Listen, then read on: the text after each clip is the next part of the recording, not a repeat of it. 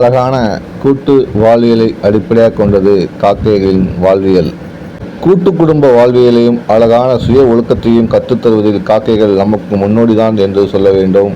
அதனால்தான் என்னவோ மனிதர்களுக்கும் காக்கைகளுக்கும் நிறைய தொடர்புகள் இருக்கிறது. நம்முடைய வாழ்வியலில் இறைவன் உயிரினங்களை படைக்கப்பட்டவதே காக்கைகளுக்கும் மனிதருக்கும் சில ஒற்றுமைகளை படைத்திருக்கிறான் என்றுதான் சொல்ல வேண்டும்.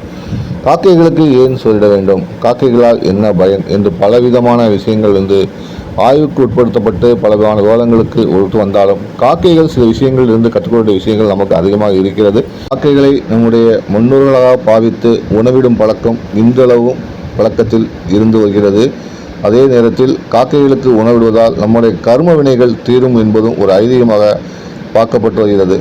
இதை தாண்டி சில விஷயங்கள் யோசிக்க வேண்டியிருக்கிறது.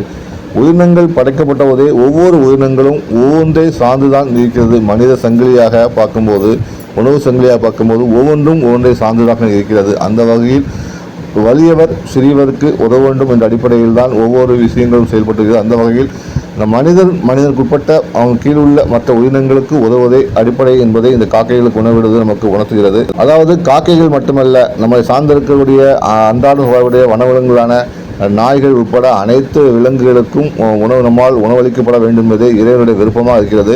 அந்த உயிரினங்களுக்கு உணவளிப்பதன் மூலம் இறைவனை நாம் காண முடியும் என்பது இந்து மதத்தில் முக்கிய ஐதீகமாக பார்க்கப்படுகிறது. அதனால்தான் நம்முடைய முன்னோர்கள் தெய்வங்களுக்கு வாகனமாக பல விஷயங்கள் பார்த்தீங்கன்னா பறவைகளையும் விலங்குகளையும் வைத்திருக்கிறார். அதுதான் சொல்ல வேண்டும். காக்கை மிக பிரபலமான பயப்படக்கூடிய தெய்வமாக கருதப்படும். நவகிரகங்களில் முக்கியமானவர் சனீஸ்வரனுக்கு உகந்த வாகனமாக காக்கை கருதப்படுகிறது. அதனால்தான் காக்கைக்கு உணவிட்டு கர்மவினையை தீர்க்குவதற்கு இறைவனை வேண்டுகிறார்கள் பலரும். மாசி மகாலய அமாவாசை உட்பட பல்வேறு அமாவாசை நாட்களிலும் உணவிட்டு முன்னோர்களுக்கு வழிபாடு நடத்துகிறார்கள். அமாவாசை மட்டுமின்றி எல்லா நாட்களும் காக்கைகளுக்கு உணவிடுவது சிறப்புக்குரியதாக பார்க்கப்படும். காக்கைகளுக்கு மட்டுமல்ல, அனைத்து உயிர்களுக்குமே உணவிடுவது நம்முடைய வாழ்வியலை செம்மையாக்கும், நம்முடைய கர்மவினை தீர்க்கும் என்பதுதான் ஐதீகமாக பார்க்கப்படுகிறது. காக்கை மட்டுமல்ல, நம்மை தேடி எந்த விலங்குகள் வந்தாலும் அதுக்கு உணவிட்டு அனுப்புவதே நம்முடைய தமிழர் பண்பாடு. இந்த வீடியோ உங்களுக்கு பிடிச்சிருந்தா தொடர்ந்து என்மாவத்தில் இணைந்திருங்கள். எங்கள் இதயத்துடன் எப்போதும் கலந்துங்கள். மகிழ்ச்சி.